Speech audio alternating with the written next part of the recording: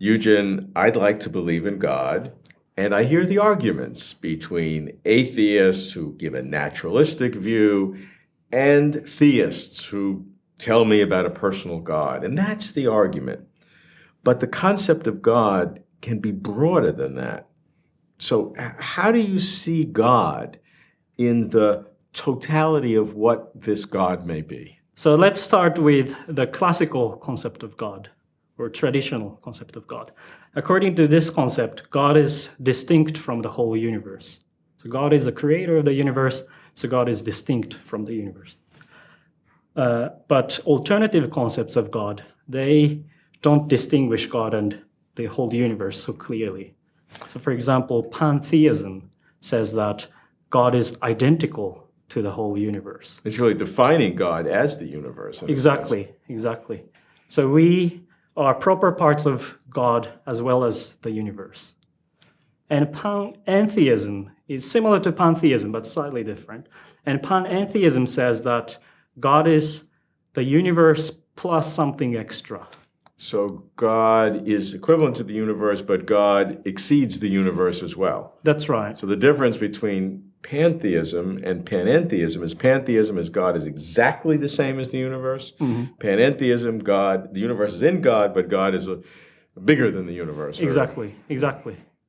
So it's not very clear exactly what kind of extra element God has in the pantheistic picture. Some people say that maybe that's some extra dimension beyond the physical universe. So the first in pantheism, though, that is almost doing away with the traditional God, because it's sort of defining God as the universe, and that's like Spinoza did and maybe Einstein did, and it's really using God in a humorous way, maybe. It's to define the universe. Is there any spiritual sense to that God at all? So some people claim that pantheism is a theism for atheists because you don't stipulate any supernatural entity. God is the whole universe, purely natural. Mm-hmm. That's why I think scientists are often attracted to this view. Yeah. So how then panentheism, which God is more than the universe? Why should I believe in that? Panentheism is slightly closer to the traditional theism because it postulates something beyond the physical universe. And I defend a view called modal panentheism as a speculative hypothesis. And this view says that God is identical to the totality of all possible universes. And all of these possible worlds exist.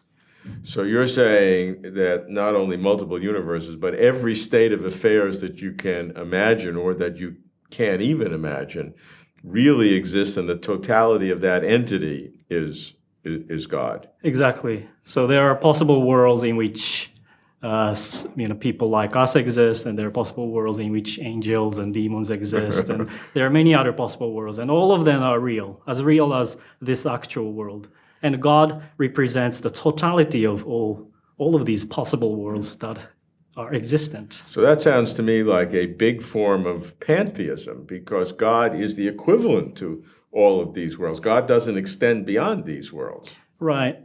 I think that's a matter of definition. I regard it as a version of panentheism because this view says that God is not identical to this universe. God is identical to this universe plus something else, and here something else means possible worlds. But if I'm looking at this very egocentrically, what good is this for me? I mean, I'd like to believe in a personal God. I'd like to have some life beyond this one. Is any of your alternative gods going to help me kind of live forever? Unfortunately not, because according to modal panentheism, there is no personal God who would communicate with us. God is just identical to the totality of everything. So God is not a being that does something for us. So it sounds to me like you're taking the word God as a synonym for the biggest thing there is, as opposed to the traditional way of understanding God in any sort of personal fashion. That's right. So I take the what we call the Anselmian definition of God very seriously. So according to this definition, God is something than which no greater can be thought, or God is the greatest possible being. So now, what is the greatest possible being? One answer is that the totality of everything is the greatest possible being. And that's how I derive this view from the Anselmian concept of God.